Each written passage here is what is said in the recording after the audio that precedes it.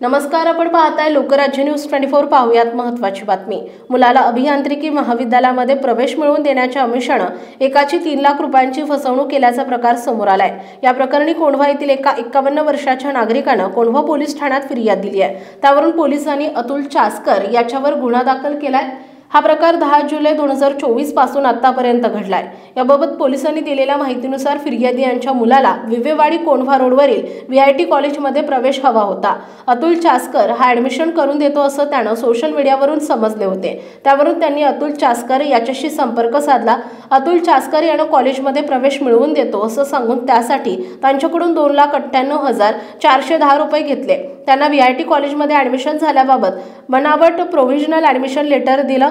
ते कॉलेजमध्ये प्रवेश घेण्यासाठी गेले तेव्हा त्यांना ते पत्र बनावट असल्याचं समजलं। त्यांनी त्यांच्याकडे पैसे परत मागितले तेव्हा त्यानं टाळाटाळ केली।